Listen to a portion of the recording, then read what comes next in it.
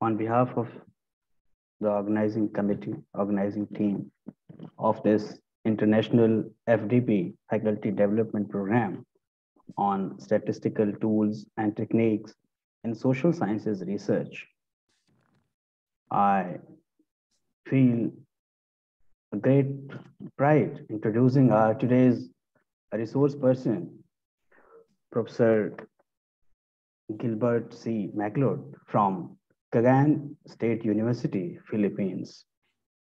Professor Gilbert is a big name in the field of qualitative and quantitative research, who has done extensive research and publications, guided a number of scholars in Scopus Index journals as well.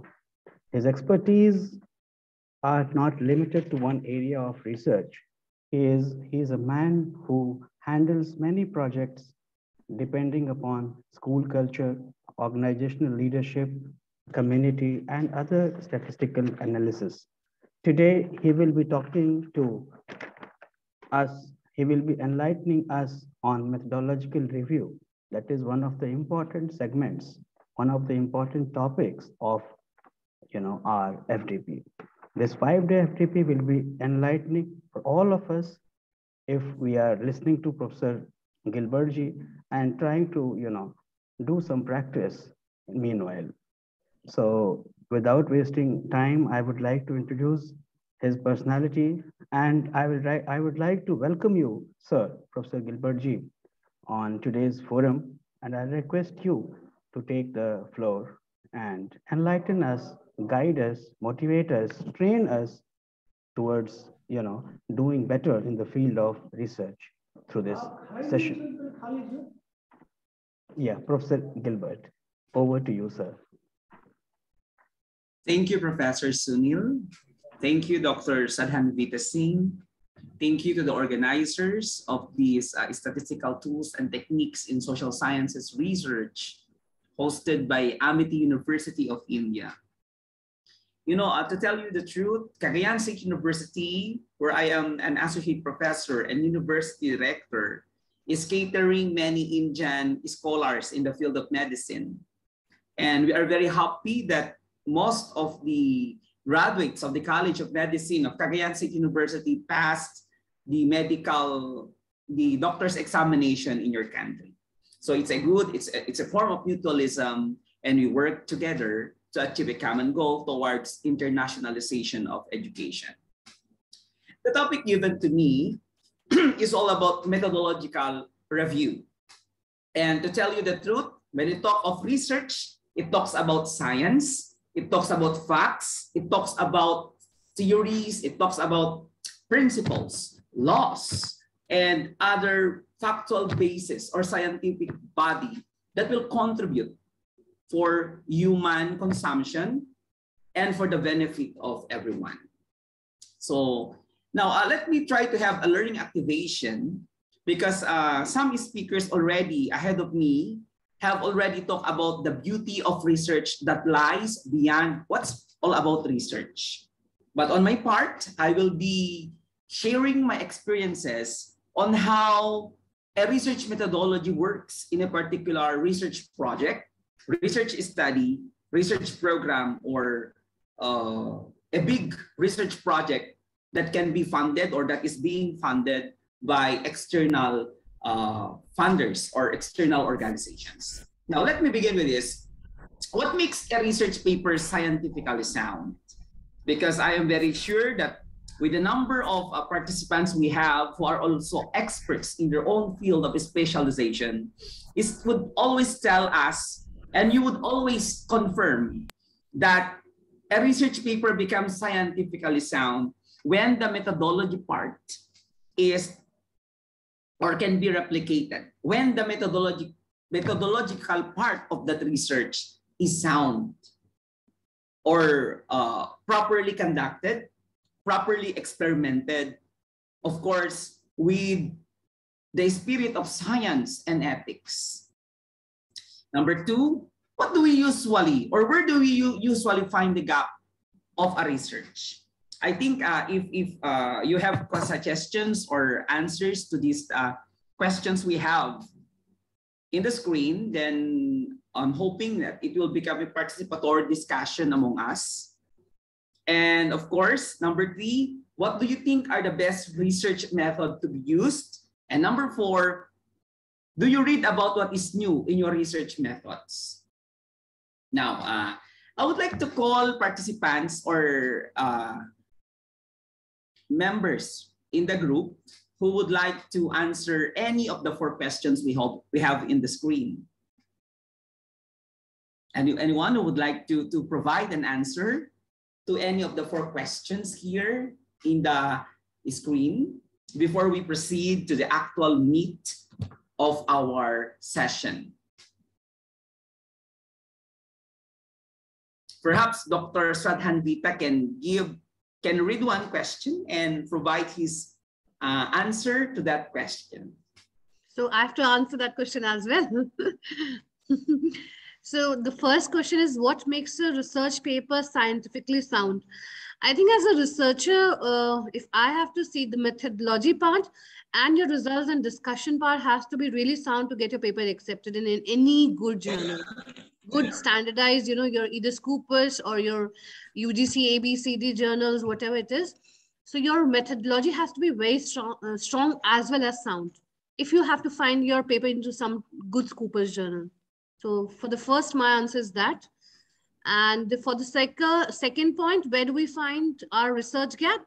We get through literature review, that portion that we try to see what are the existing gaps, and we try to fill the literature through that, our study.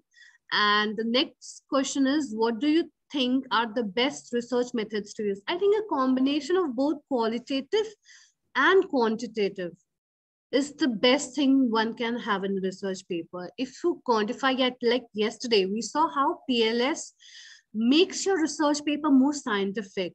And, believe me, if we will use that tool, all of the participants who are there today in the meeting, if we use that tool that we're using yesterday, we can make a great, social science research, because we will get we'll quantify our data in a very different manner, which has not happened as of now. Because for a social scientist, using tools is not that much appropriate as it has been there. So if somebody else from the participants wants to answer it, Gayatri, you can answer the questions since you're writing in the chat box. Okay, thank you very much, Professor Swadhanvita. Very well said, because you already put what have been discussed yesterday. And I'm very thankful with Dr. Gayatri Gurvendra, who says that review of literature or review in the journals will be the basis for us to find the gap in the literature. Thank you very much. So much for that. Thank you very much. Shall I proceed now to the next slide? Now, the structure of the research methodology and designs comes with the materials and the methods we have. In journal article, when it is an IMRAD format, introduction, method, results, and discussion, my main focus this afternoon will be on the methodological part, will be on the method section.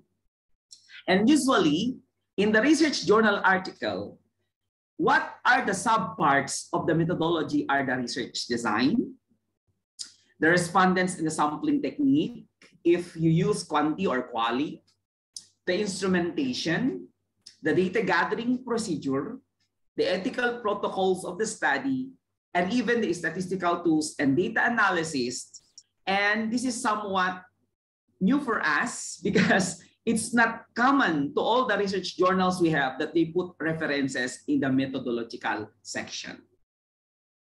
The thing there is, the methodological part of a research or a thesis or dissertation must bear with it a reference or the list of the references where these research design, sampling technique, instrumentation, data gathering procedure, ethical protocols, statistical tools will be backed up with literature or references so that the researcher, so that the social scientist or researcher will not be lost in the wilderness as he is doing his or her research. Now, being a reviewer in my field, and this is usually what is happening, and this is usually the dilemma, okay? First is that faulty research methodology is one of the concerns why research papers are not being accepted in journal article publication. Second, when the lack of necessary details for readers to fully understand and repeat the method, it becomes not so good, or it is not a sound methodology. Particularly those researchers who are venturing to experimental research, who are venturing to medical researches, who are venturing into a research that needs technical aspects, that when that research method can be replicated and same method has been used in a certain study and the result becomes different with the previous results, then perhaps there might be a concern on the details about the methodology has been presented in the research. I have been a faculty member. I have been attending many seminars and trainings, and this has been the concern that I asked one time a professor of the University of the Philippines, the premier university in the Philippines, would always say that your research paper is good provided that your method is sound and good. Second, a third one, the inappropriate methodology for answering the statement of the problem, because sometimes the research method we are using are not really appropriate to the statement of the problem we are answering. So for the paper to become good, we should always marry the statement of the problem and the methodology. And of course, using old methodology that has been surpassed newer, more powerful methods that provide robust results is a concern now. I am very excited that Professor Sadhan Vita would say the use of PLS, yesterday's session, this is all about yesterday's session, because of the use of the PLS will provide more valid, more conclusive results of a certain study. And what the methodology section would always tell you is that if you're conducting a research and you are using a particular method, the question is, are you aware or are you familiar what is new about that method? Because if you are the researcher and not even aware on the development of such research method, whether common, conventional, or a new method in research, and you are not familiar about the development of this method, then the researcher can be considered innocent. And it is a requirement for us as professors, as researchers, that when we perform a study, when we conduct a research study, we must be able to understand the limits and the limits of that methodology, what has been new about that method, what is the new about the method, what are the strengths and weaknesses of the research methodological design, what is not new of that method, and what is now the latest development with that method. So a way for us to understand that this session would tell you that the importance of a sound methodology would equal to a sound research paper, would equal to a very good research results. Okay, moving on. In the traditional part of your thesis or dissertation, usually for a thesis, it comes with chapters, right? And when you publish your research or your thesis or dissertation, here comes now the IMRAD format we follow, and we call it as the introduction, the materials and methods, results, and discussion. In other universities of the world, that before a student can conduct a thesis or dissertation, that student must have publication about the use of that method. Must have also publication about what is new, what is not new about that method. And that is referred to us as a methodological review. That's why when we download articles from the internet, we are always focusing on the literature review, on the related studies, but we seldom look at the methodological papers. Meaning to say, what are the articles published that these articles are talking about that method you are using. So a reminder for everyone, whether Filipinos or Indians, because we shared same passion, we shared some grit when we talk of research, we must be able to understand that the method part, the method section of the research will always yield into a more valid, reliable, and trusted results of our studies. I would like to tell you a story. Actually, this is actually a real experience that a certain Japanese researcher made some unethical practice. I will not mention the name. And what happened is that he was able to conclude that a certain organism can be affected by the another organism. And he stated he wrote in his methodology about the processes he did in the research.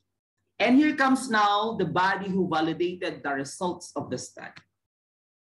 Of course, the people who validated are the truthful people. They followed what exactly stated in the methodological section. And as they went through the process of the study, it yielded a different result. It yielded a different result. Again, they repeat it. It yielded a different result. And they came into conclusion that that particular researcher had fabricated the result. And what happened is that he was removed from the university, and he gained the perpetual disqualification to hold government offices or public offices. So this is a reminder for us that the methodological part of our research should be considered, should be treated as the one of the most important component of the research. Research is all about science. Research is all about facts. Research is all about realities. Research is all about something that can be conducted so that the results can contribute to human development. That's why the methodological part, the methodology part of the research is as equal as it is very important with the results, with the introduction, with the conclusion, and other parts of that research article. Moving on. Now, for the materials and methods of your research, you should be able to describe your choices of methodology in enough detail so that the reader who is not involved in the study will know exactly what you did and why. And this answers the question, what is a good research? A good research must have a methodology that is replicable and scientifically sound. Whether social science, whether experimental research, development research, or applied research, it always boils down to the concept of replicability and scientifically sound method for a particular research study. How? Follow the format, and it's also good to cite sources of common methods. If you use a common method in your research, describe in more detail the uncommon methods you use. And if you need to cite some specs even for more common methods, then that's better, and that will justify that the research methodology is trusted and valid. Moving on. Now, for the materials and methods, part of it is the sampling. See to it that in your methodology section, you must be able to understand, and you must be able to have readings and understanding of what specific sampling technique did you use so that you can get that population or samples of that study. And this is one of the weaknesses why many papers are being junked by reviewers, because they cannot appreciate the scientific context of the paper, because even in the sampling component, it's not being described properly, and the researcher is not capable to understand what specific sampling did he or she use in that particular study. And of course, the respondent's profile. For the data collection method, it's also good for us to understand that if we are using such kind of research design, how or what are the pros and cons of collecting the evidences or the data.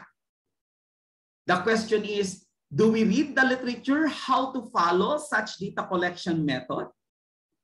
Are we guided with the ethics of research in collecting the data?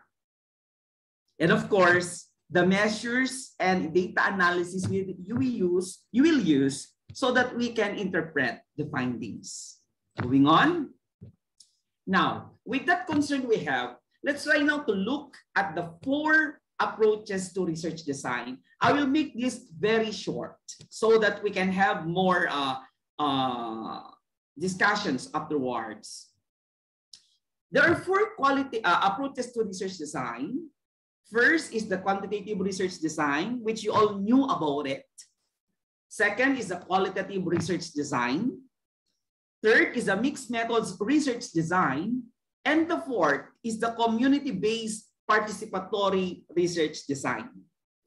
And I must be very honest that I lifted these approaches to research design from the book of Libby in 2017 on the research design, quanti, quali, mixed method, art-based, community-based, participatory research approaches. But my discussion will only consist of the 4 approaches to research design, wherein we are common and we are familiar about these research designs. Let's try to review some part of that statement of the problem using a quantitative research problem. So when do we say that a certain research is quantitative in its nature? When the structure of the statement of the problem is constructed quantitatively. For example, the purpose of this study is to examine the prevalence of bullying in middle school with and without anti-bullying program X in order to determine the effect of program X on the rates of bullying in middle school. And you have that hypothesis 1, the rates of bullying in middle school will be lower in middle schools that implement anti-bullying program. Hypothesis 2, students will be more likely to report bullying they experience or witness after participating in program X. Now, the structure of this research problem is actually quantitative because the words used can be measured. The purpose of the study is to examine prevalence, determine the effect. So the construction of the statement of the problem alone is quantitative in nature because it talks about figures. It talks about measuring the incidence, the prevalence, and determining the effect of that program and the program rates of that particular study. The second one is a qualitative research design problem. And you all knew about what is a qualitative. And this is an example. The aim of the study is to understand and describe school perspectives, students' perspectives on anti-bullying program.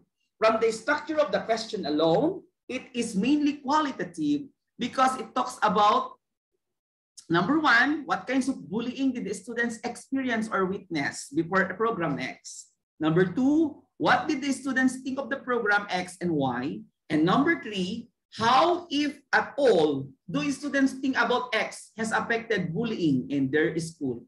The frame of the question is mainly on the qualitative because they cannot be measured through a unit, but they can be interpreted. To understand is somewhat not measurable, and to describe the perceptions and experiences is somewhat not measurable by numbers, but can be assessed by getting qualitative research techniques. The third one is the use of mixed methods research, wherein a researcher is capable to combine the use of quantity and quality.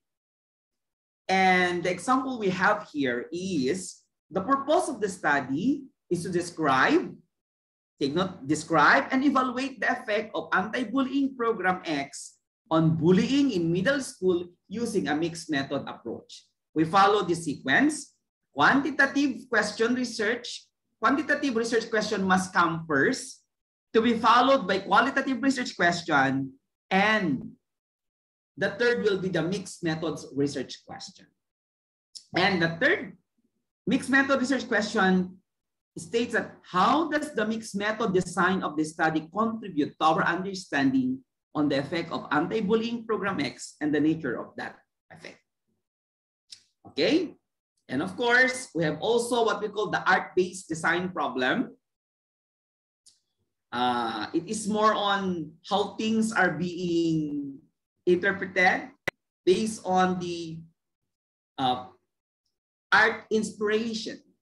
For example, the goal of this study or this inquiry is to unearth how middle school students explore bullying at their school and their experience with anti-bullying program X through the techniques of play building and students' creation of performance vignettes that express their experiences. So we will not delve more on this art-based research design problem, but it's just a presentation that there is such an approach of research. We call it art-based research design problem. Shall I move on to the next one? And this is what inspires me now to do research, is the use of community-based research design problem. The goal of this study is to work collaboratively with stakeholders, including the students, to evaluate the effect of anti-bullying program, amend the program accordingly based on the insights learned, and implement the revised program in order to promote anti-bullying culture in middle school. Research question number 1, what strengths and weaknesses of anti-bullying program X do different stakeholders identify? Research question 2, how can we strengthen anti-bullying program X based on the needs and of various stakeholders? And research question number 3, how can we implement the revised anti-bullying program with the necessary buy-in from different stakeholders in order to positively change the school culture? And this approach of research is currently what I am very interested much, because I appreciate it that when we do research, we must be able to identify first our stakeholders. I will talk about more of this later. So just a review, you know what is all about quantitative research design? Quantitative values breadth, statistical description, and generalizability. Generalizability. You know it, when it's quantitative, it uses association, causal relation, association, correlation, explanatory research design. Okay, and this rely on deductive design aimed at refuting or building evidence in favor of specific theories and hypotheses. For quantitative research, there are types. You know all about this one. Just a review. We can have quantitative such as experimental research, which is the oldest form of research. And experiments in research came to mean taking a deliberate action by systematic observation. That's why it's experimental. And experimental relies on hypothesis testing. That's why in your quantitative research, you always tell, where is the hypothesis of the study? Is there a significant difference or no significant difference? Is there a significant relationship or no significant relationship at all? Okay. So for the types of quantity research, when we talk of pre-experimental, we have this one-shot case study for single group, one group pretest post-test design for a single group, static group comparison. It depends upon the researcher what specific research design to be used. And the thing here, when you talk of methodological review, is that when you are a researcher and you use one of these designs, then you must be conversant to explain how this design can be implemented, what are the limitations and the limitations of these designs, what are the strengths and weaknesses of these designs. We have also the true experimental designs for quantitative. I will not discuss much on this, but we'll try to look at the different experimental designs, such as the pre-test, post-test, control group design. You have here the action. We have the Solomon 4-group design. 4 groups randomly assigned for an experiment. The post-test only control group design, or 2 groups randomly assigned in an experiment. I know you are capable of using these experimental research designs. We have also the quasi-experimental design, such as the use of time series experiment for single group, multiple time series experiment for 2 groups, and non-equivalent on control group design for 2 groups. I will be sharing my slides, Professor Dr. Stradhan Vita, so that you can share this to the participants. Now, the other kinds of quantitative is the use of survey, which is the most common method we have. The use of survey design. And the survey is the most widely used quantitative design for social sciences. Common uses of survey research with which you are probably familiar include census, polling on political issues or public opinions, and even market research. Now, there are 2 primary methodological designs in survey design. The first is cross-sectional design, and the second is longitudinal. Your cross-sectional designs seeks information from a sample at one point in time. But for longitudinal design, occurs at multiple times in order to measure the change over time. So it depends upon the researcher whether he will use cross-sectional or longitudinal. The second is the qualitative research design, wherein you know all about qualitative is more on the meaning. It's more on the depth of the meaning. It's more on the subjective experiences of the informants. And methodologically, these approaches rely on inductive designs aimed at generating meaning and producing rich descriptive data. Of course, our types of qualitative research design. You knew about the use of field research or ethnography. It's the oldest term. Field research, ethnography is used interchangeably in literature. You know it. Ethnography refers to writing about culture. And field research takes place in natural setting, referred to as that field research. Okay, you can also use interview for qualitative research. It can be in-depth interview, one-on-one. It can be semi-structured. It can be oral history or life history. It could be focus group discussion. It depends upon the research design to be used by the researcher. Of course, then on obtrusive methods such as content analysis or document analysis is also referred as qualitative research design. And this content analysis as a way of studying documented human communications. For those researchers here who are delving on communication and languages, and qualitative researchers use content analysis to understand the meanings that circulate in the text or spoken languages. Of course, there is also what we call a sampling procedure for qualitative research design. You can have snowball sampling.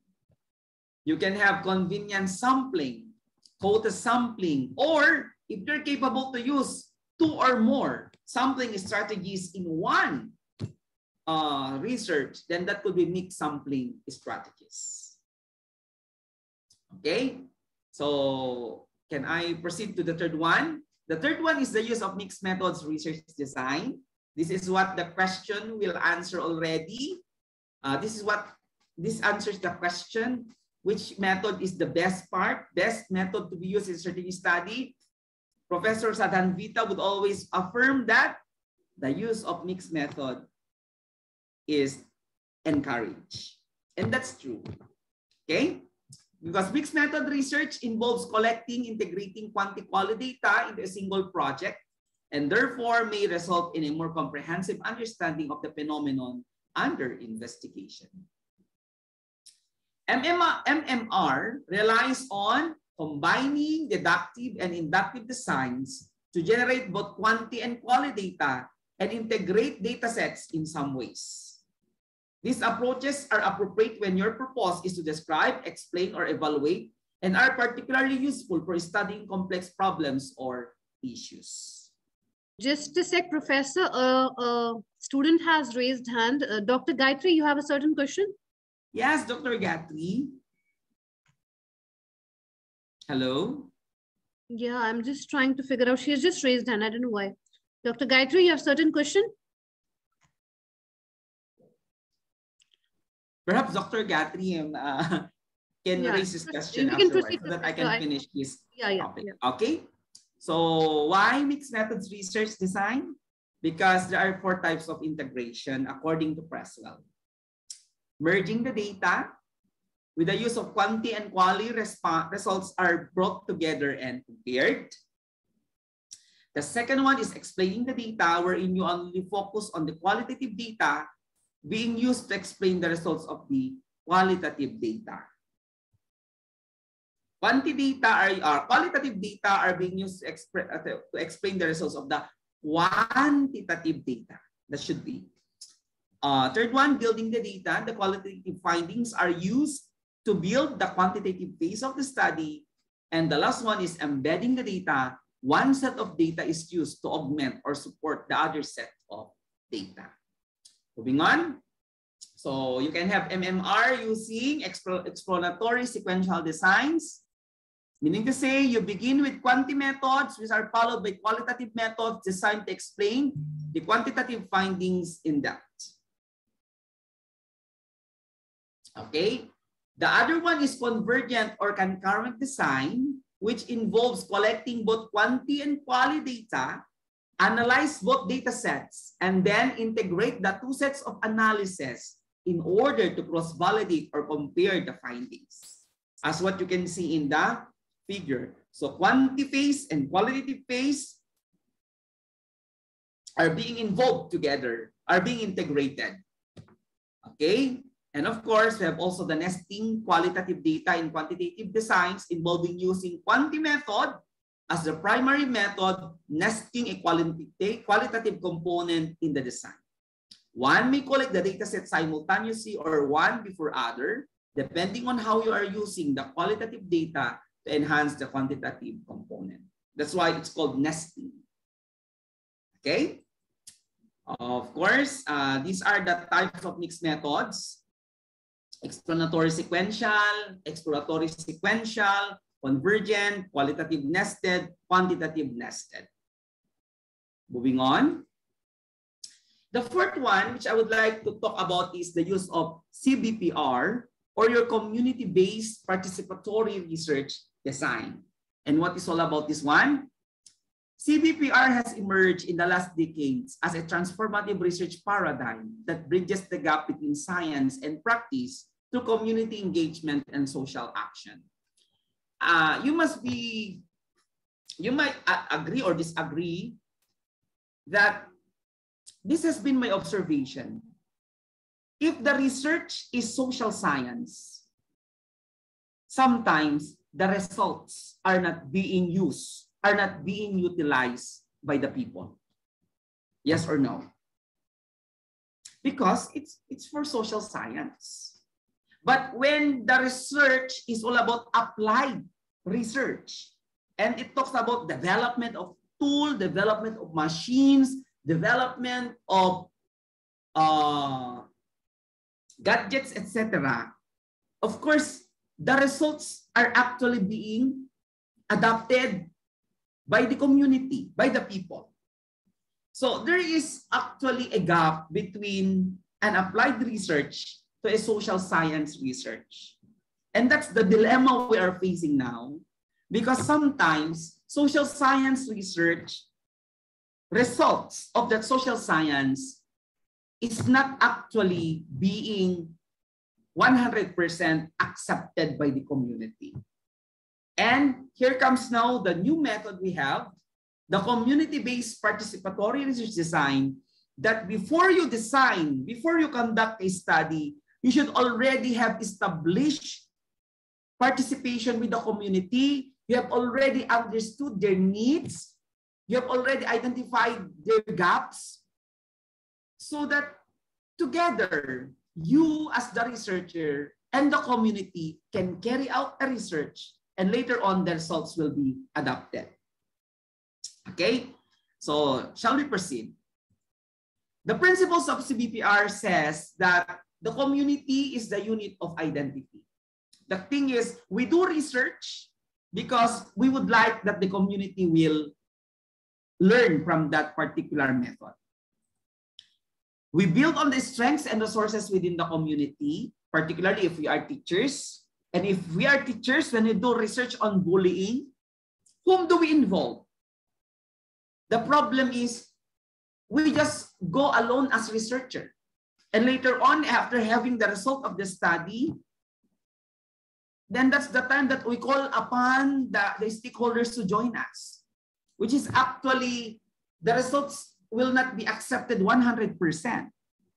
But what Cbpr will tell you is that at the beginning of the research, you already involved the teacher, the principal, the students, the guidance counselor, the police officers, and so on. And later on, you carry out the results together, and there will be more adoption and utilization of the results. Number 3, facilitate collaborative, equitable partnership in all phases of the research, involving empowering power-sharing process that attends to social inequalities, foster co-learning, capacity building, a balance between knowledge generation and intervention for the mutual benefit of all partners, and focuses on local relevance if it's in public health issues that attend to multiple determinants of health, and community involvement with wider dissemination results. And this method involves a long-term process and commitment. Okay, so I would like to tell you that if you will be using the Cbpr as method of your research, start with the topic. For example, your topic is all about bullying. You think of the people who will be involved on the issues on bullying.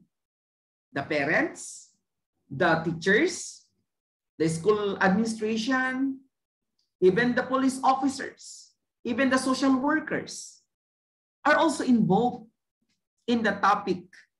Then after identifying the stakeholders and community partners, together you identify the problem and issue.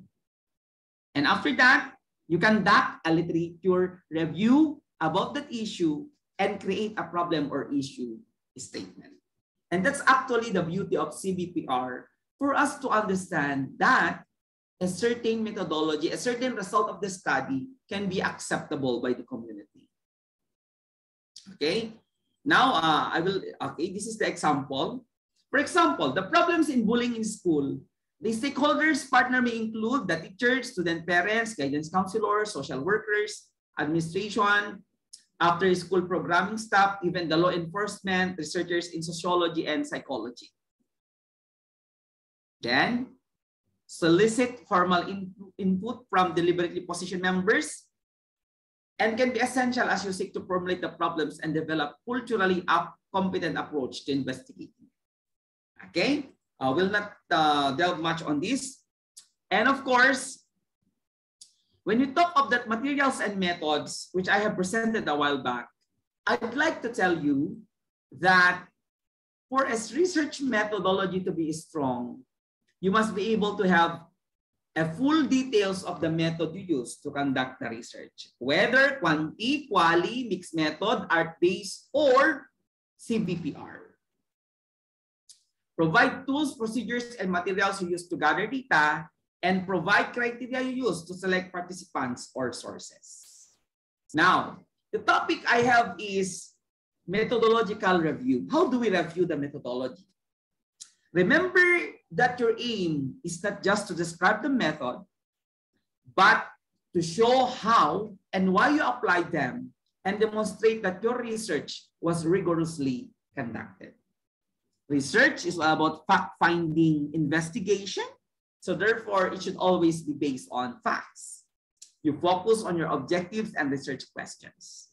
The methodology section should clearly show why your method suits your objectives and convince the reader that you chose the best possible approach to answering your problem statement and research questions. Throughout the section, relate your choices back to the central purpose of your dissertation, your thesis, or your research. Now, to review whether that method is new or not, you must have relevant sources of information. Your methodology can be strengthened by reference to existing research in the field, either to confirm that you followed established practices for the type of the research,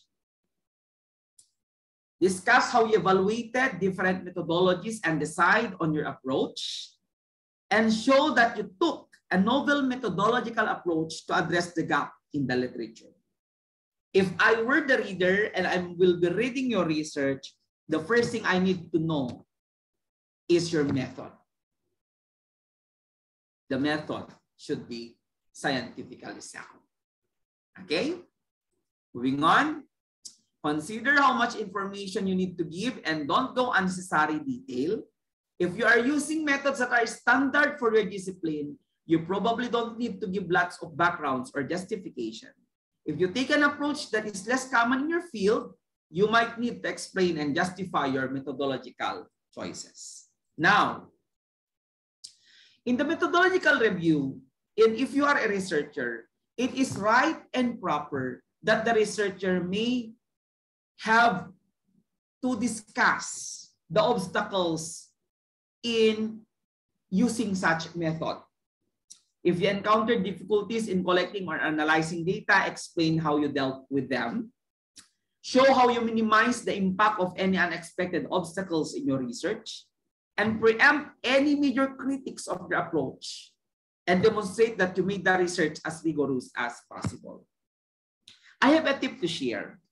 For example, Dr. Sadhan Vita Singh will be using a method, will be using Latin square as a research design. The question is, did Dr. Sadhan Vita consulted experts about the use of that method? How many articles did you read? Did you read about that method? How many books did you read about that method? What are the strengths, limitations, weaknesses of that method? And the most important thing is, how will you implement properly that method? That's why when I talk with my students and when we talk of research, I always tell to my students, sir, I will be using this method in my research. My student would say, I will be using Latin square. Then I would always tell to my students, go to the literature, go to Scopus database, go to Web of Science database, go to journals, and download articles about that method. In that way, you will be able to identify, you will become capable to use that method. Or better yet, download an article about that method and talk with the author, talk with the researcher who use such kind of method through internet, through website, through email, through messenger, through WhatsApp, so that that expert can provide you the best advice about that method to be used. Because the thing here is, who else can give you the best advice aside from the people who have written something about that method, who have used that method before, and who have published research in credible journals using such method. Okay, I hope I made myself clear. We have 42 participants now. Moving on for your qualitative research. You know all about this one, that is qualitative. Now, may I skip about this one? Okay. When we conduct a methodological review, we always tell, what does the Google Scholar say about the use of quantitative method? What about qualitative method? What about mixed method? What about participatory research? What about art-based research method? So the basic here as a practice in my class is go to Google Scholar, type Google Scholar, type the method you use, and learn from credible sources what do these sources are telling about the method you are using. Because part of the research methodology should be a methodological review article. If the research paper, your thesis or dissertation, does not have any methodological review article, meaning to say the researcher is innocent or ignorant about that methodology.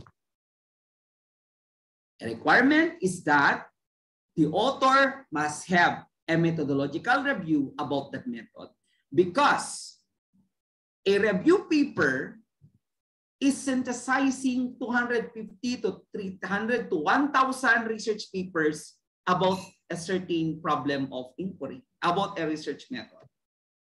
Okay, so what studies have you put in your methodology that what we call methodological reference or methodological review? So it's a requirement in my subject. Okay, even for those who are conducting research on developmental research, applied research, designing a new tool and a new machine, you would always go back to Google Patents and try to look on prior art search. And the requirement there is the prior art search would tell you if I will be inventing something, is my invention new? You can only justify that your invention is new provided that you can get justification from Google Patents that such kind of material or tool is not existing in the prior art search. Okay. Then if that paper does not have prior art search, or that technology does not have prior art search, then perhaps that can be a good invention. Perhaps that is a novel, that is something. That's what we call invention. Okay.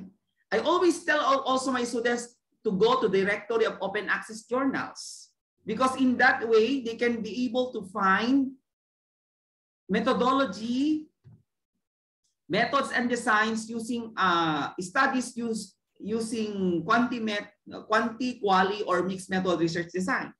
And I will tell them, go to open access journals and download articles about the use of Latin square, about the use of phenomenology, about the use of interview, about the use of partial PLS, okay, about the use of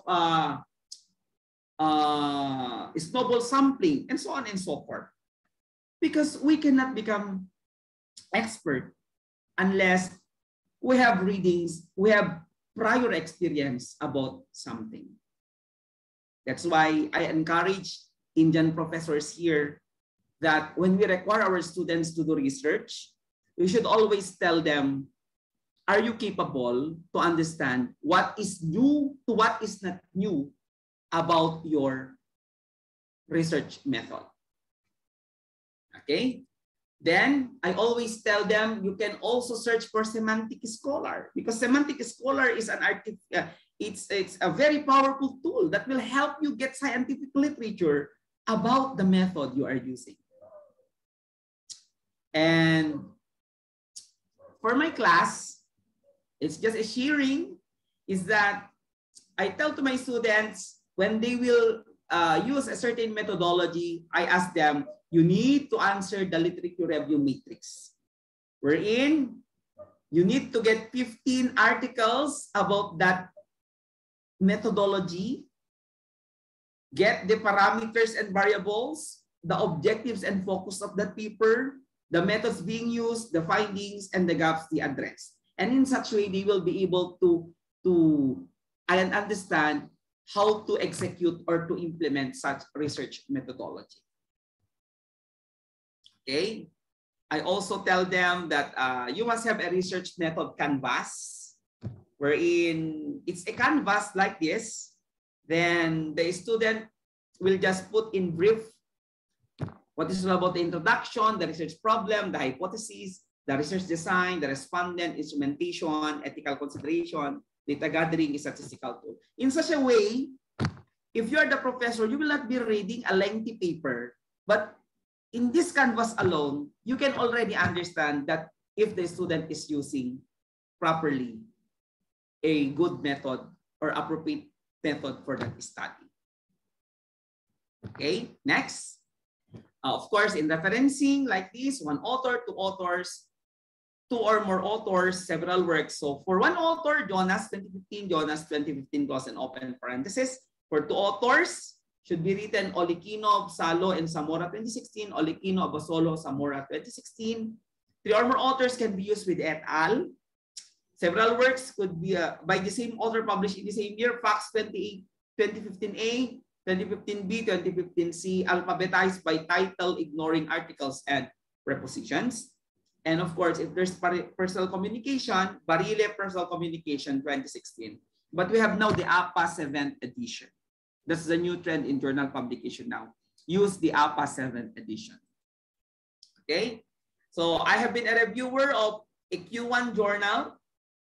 And the sample journal article evaluation form would actually ask you here, no, whether if you are the reviewer, you check yes, partially, or no about a certain paper. And what is good is that here, 1, 2, 3, 4, 5, 6, in the 7th question, is the design of the research paper appropriate and exemplary? Yes or no? So if I find that your research paper has an appropriate design, exemplary methodology, it has methodological review, then I would check yes. I would tick yes here. Is the methodology consistent with the practice? Okay, so these are the questions. Is the literature review adequate?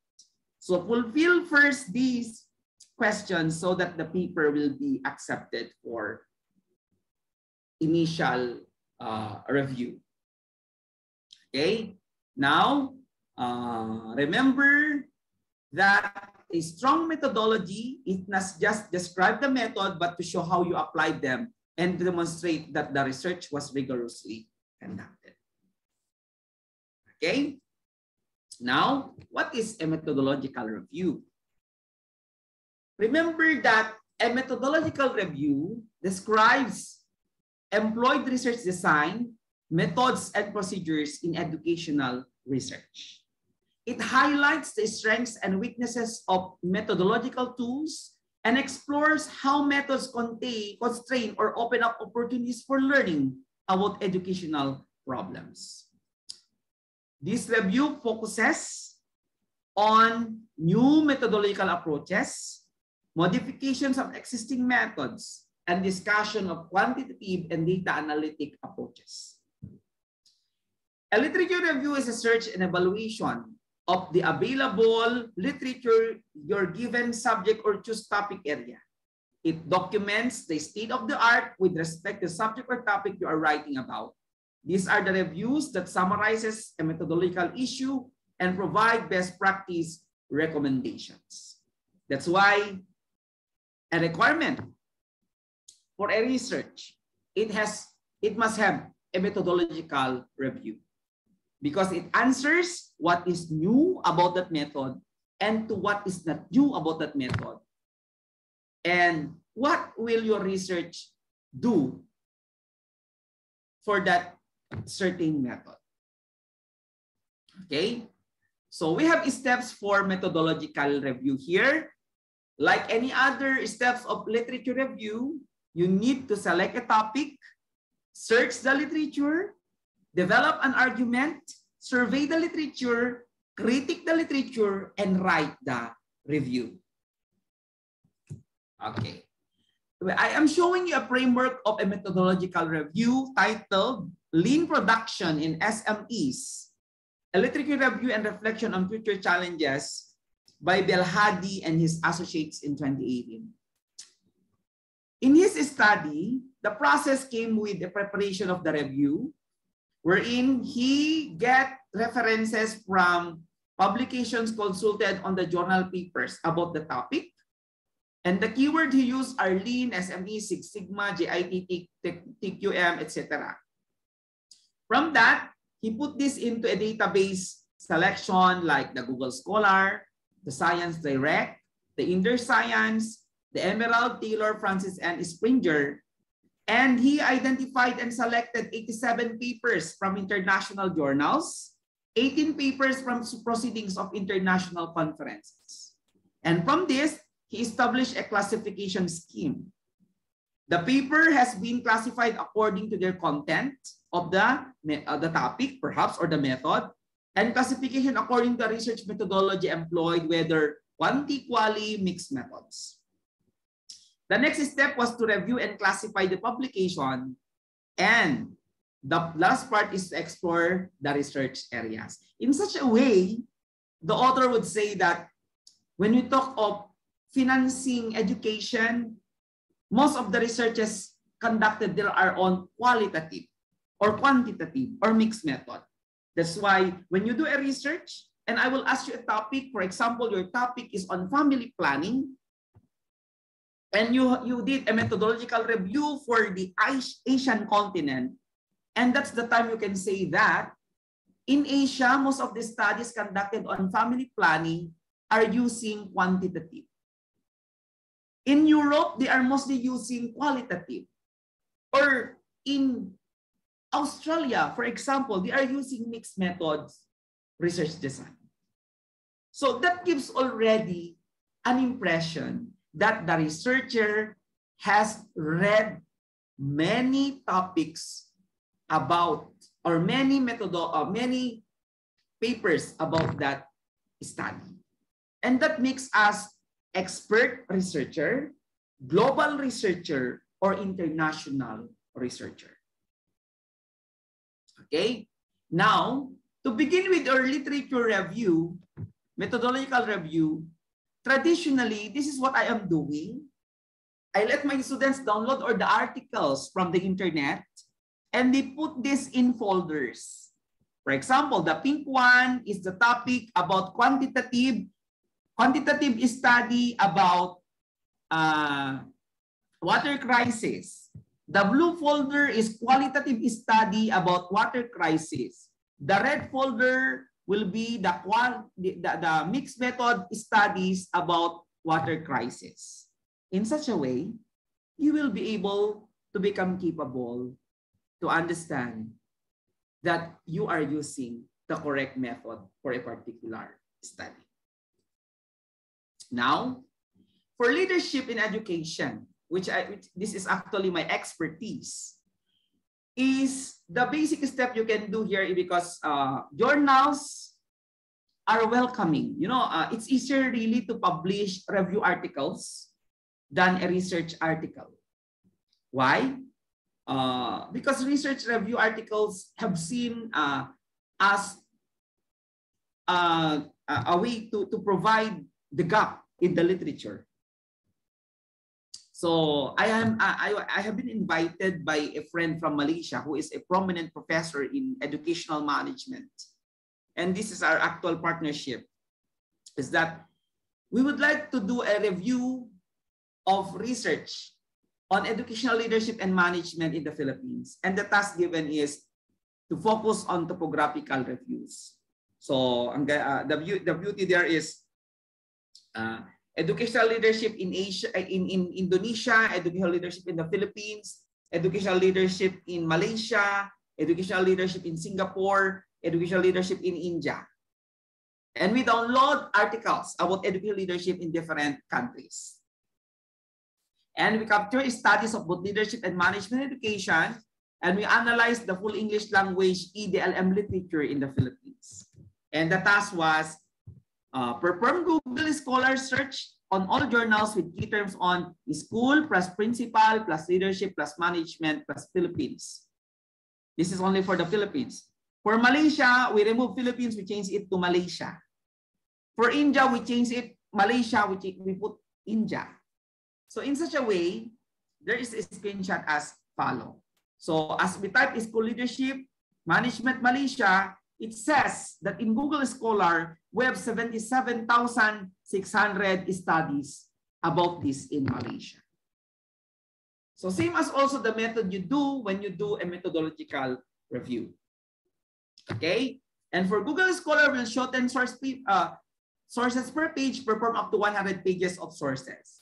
When a source was deemed relevant, please reference the full APA citation in the next page and download the PDF file. If the PDF file is not available, please indicate in red font color in the reference list. And a Microsoft Excel spreadsheet will be shared to store data extracted from the sources that will be given after the completion of step 1 to 3 as above. Last time we used the APA style reference, but now we are using the 70 style.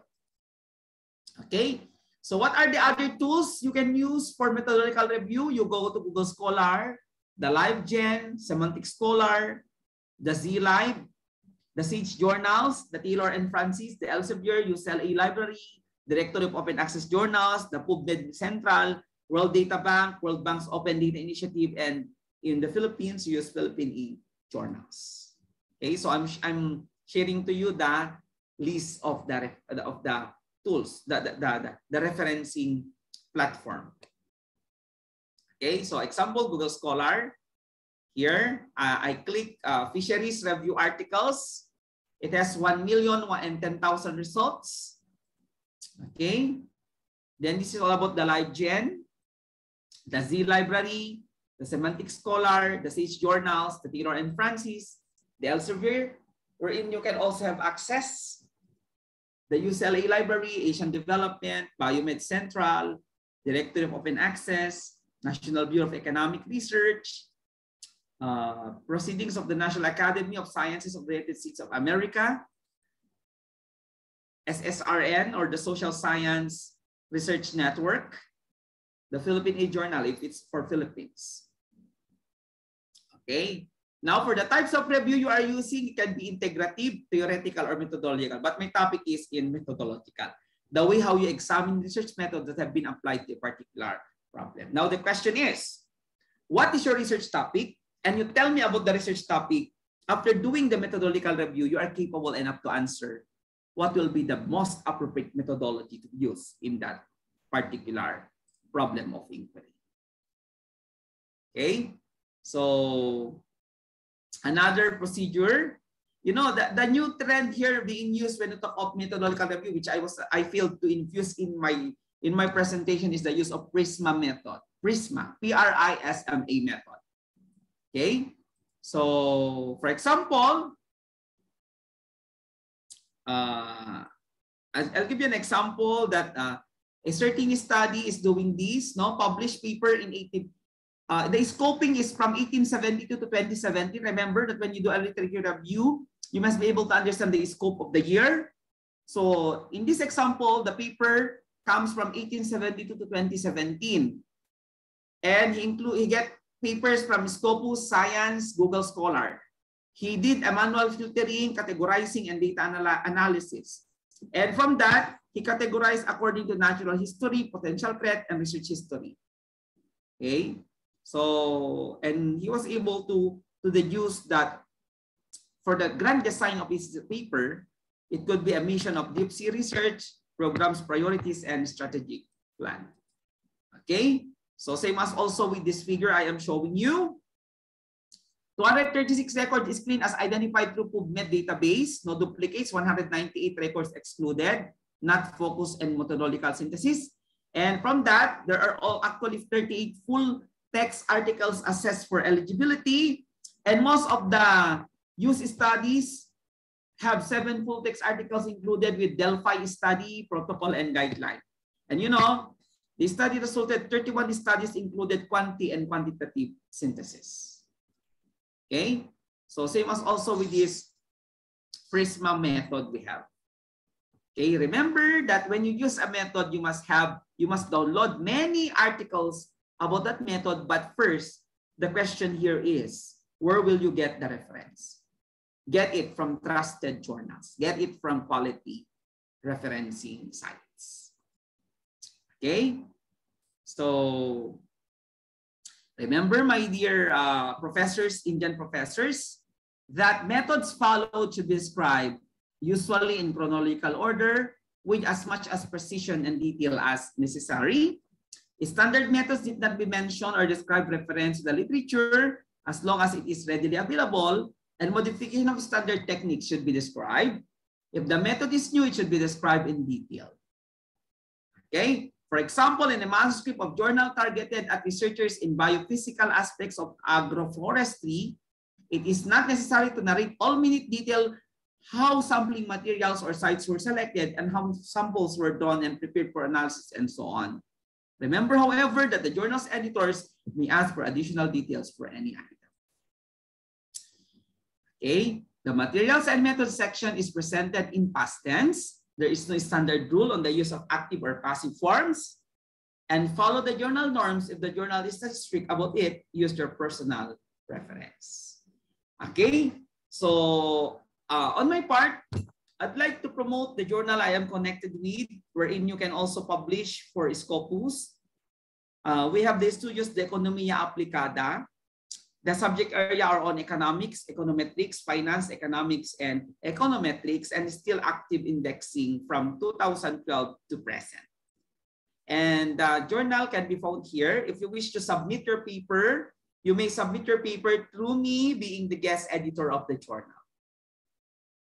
Okay, so I am the guest editor because we will be releasing a special issue coming July 2022, and Transformative Economics, Finance, and Accounting in Asia Pacific. So we welcome articles coming from you so that we can also have publication, whether research article, methodological review article, or experimental research. Okay, and of course, thank you very much, Professor Pradhan Vita Singh. I am now open for your questions and clarifications. So, thank you, Professor Gilbert C. Macleod, for your brilliant presentation. I would now open the floor for discussion.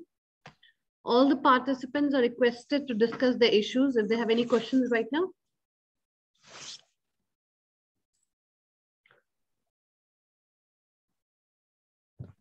There's one in the chat box for you. She's saying, thank you, sir. Gayatri, you don't have questions today? Dr. Gayatri? No, ma'am. So it's amply clear to you? Yes. So large. May I request everybody to please open all your cameras so that we can see each other in the platform? Please open a few cameras. He wanted to see his few Indian professors. If I can request few people. Shivam, Dr. Sunil, Uma, Lakshmi, please open your cameras. Dr. Supriya, please open your camera. Dr. Sunil, please open your camera. Uma, Shivam, Khyati, I want you to open your cameras. So Dr. Sandhya is also here. Abhijit sir, please open your camera. Rakesh sir, Lakshmi, Uma, please open your cameras. Yeah. Yeah. So I want all professors plus the students, the research scholars, to ask some questions from Professor Gilbert so that you can stay connected to him via, via email. He's there, connected to you via email in so many places. So no questions?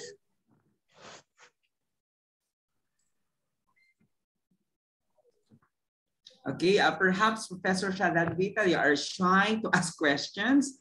You can write down your questions in the chat box. Yeah. But anyway, I will be welcoming questions from you. You can have my email address. You can get my email and ask question to me the time that you have something you'd like to clarify. So I hope the presentation provided you ideas. Shivam, you can when ask. we do research, we just Shivam, do not only do research, but we also do a review of the methodology. Professor Pradhan Vita, are we live in YouTube now? Yeah, we are live on YouTube. Please share me the link later so that I can also view. I will share the link. I will share the link. Thank you. So Shivam, you were asking certain question. You wanted to ask something. You just texted. Shivam, open your camera.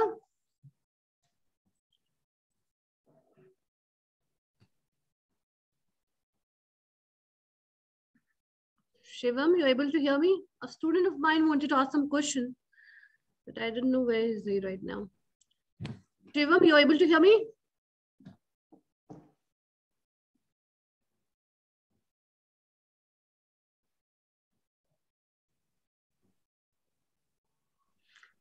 All the research scholars from ASLA have no questions on research methodology, methodological review, which is such an important aspect.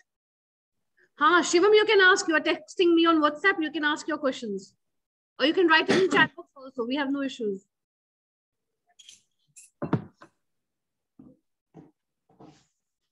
I would request all the research scholars from ASLA to ask or clarify their queries on methodological review. Professor Sarandita, may I ask if our participants here are familiar with the use of connected papers? Are you familiar with the use of connected papers in the internet? I don't know. I have to ask them. Somebody has written something for you on the chat box, Dr. Gilbert. Just check the chat box. Can I ask a question? Yes, Dr. Gayatri. Okay, sir. What is community-based participatory research design? Then 4 types of research design. First is qualitative, second quantitative, third mixed, and fourth community-based participative research design. So what is community-based participative research design? Please explain, sir, with example. Okay, Dr. Gayatri, your communicative participatory research design is a research methodology wherein a researcher is not doing a research alone, but the researcher is beginning to establish partnership with the community first before you conduct a research. For example, you would like to do a research on water crisis. And in water crisis, you need to consult first who are the people affected by water crisis in the community. It could be the community in a town. So who are the people to participate there? You can, before you conduct a study, you need to get the participation first of the community, the water district in your area, the people who is in charge about water quality control, about the people who are in charge on water conservation in your area. You need to talk with them first. That makes it participatory research design or community-based. Then from the identified problems and gaps among your group, that's the start of a research. Because your goal there is to address the problem. So the process there is, because we in the academe, whether you like it or not, is that researchers are not doing partnership with communities, but they do research alone. They do research themselves. But the time that the results are finished, and that was the time that we'll call people to utilize the research. So the problem is the research results may not be accepted by the community because in the first place, they are not being involved. For a researcher to establish utilization of the research results later, at the very onset or the first step, you need to include the people to participate in the study. Community-based participatory research is also related to rural development, wherein, for example, we try to address a problem in the community, but we address it in a participatory way. So the thing there is, the researcher is not alone, but the researcher is connected with the mayor of the community. The researcher is connected with the teachers, to the community itself. Okay, to the minister of faith, to the regulatory bodies of the state, and to the legislative bodies. Because after all, we do research for utilization. And this will address the question, are our social researches utilized by community or not utilized? If not utilized, then what have you done as a researcher to improve the community? So the new method, which we call it as collaborative or participatory research design, is you need to involve first the stakeholders of that community so that you can implement the study. Okay, so I will, Dr. Gayatri, you can get my lecture in the Philippines about it. It's available in YouTube. Okay. Thank you, sir. I call it as a participatory research design by Dr. Magulud. You can click in YouTube so that you can understand more of the concepts. Okay, sir. Thank you, sir. Thank you very much. You're most welcome. There's another question for you in the chat box. Shivam, if you're here, you can ask your question right now here.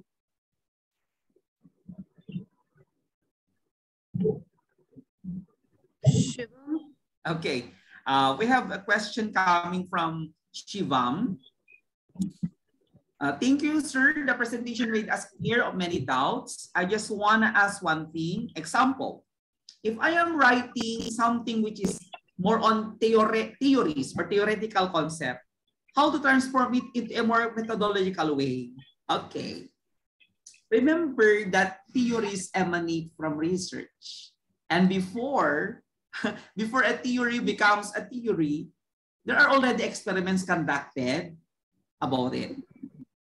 Okay, we go back to educational theory, like the Pavlov's, your Ivan Pavlov's theory on the experimentation on classical conditioning and so on in education.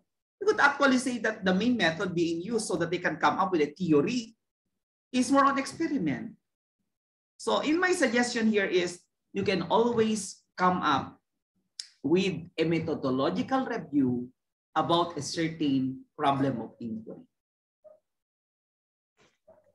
Okay, so for example, I will give you again another example. If you would like to address the concern on child abuse in your country,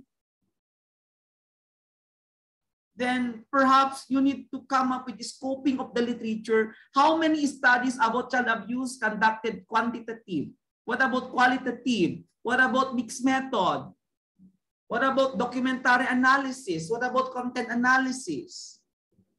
So in such a way, you will have a good background that in India alone, for example, in India alone, the data on this child abuse is presented in the study of this based on my methodological review. So it's sort of telling to the reader that you did a scholarly way of getting facts and evidences before presenting them. Thank you very much. Any other concern we have? Any now, other questions? I have something to share. For example, is you have this.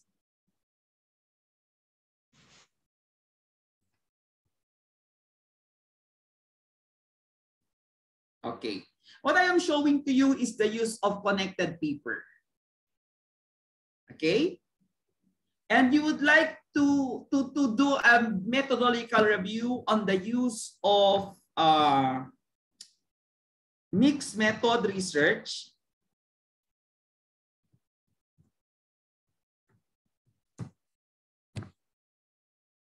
Then, of course, the data will show you many references about mixed method research. Now, if you click on this purposeful sampling of qualitative data collection using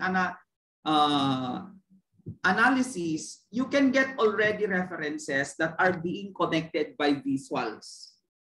So all of these papers is all about mixed method research design. And it's easier for you to get what references to be included in your study. So it can be palingkas, it could be Quran, because as you click on in the circle, it appears on the side about the paper. It's all about Greenhalgh, paper on Lau, paper on Turi, paper on Sylvain, Swain, Bond. So from this alone, you can already generate studies. And you can see the prior works and derivative works. The prior works are the studies conducted before using this method, and the derivative works are the studies that use this present study in their paper. So let's click on the prior works. So here are the prior works that use touch method. So we have this advancing conceptual model, implementing evidence-based practice, etc., etc., etc. So I suggest everyone to use mixed method research. If you use mixed method research, you may use connected paper as source of your reference. Okay, so I hope the time that we will have encounter for the next session of your faculty development program, we will talk more on citations already, because you are all published authors in your universities. Please do not forget to submit papers to me. If you wish to have publication in Scopus, I can help you. I can help you in your studies. I can help you in your publication by sharing your resources for you to submit your articles. Yeah. Thank you very much. So thank you, Professor Gilbert, for such an encompassing presentation that you gave. And the research scholars can get connected with him, as he is already, editor in many of the journals. He's a guest editor, he's chief editor, so you can get connected with him about your, methodology part, citations, and he's doing so many things. So I would request all the scholars, even the assistant professors here, that we all can get connected to him. And I hope there are no more questions right now. Is there any more question?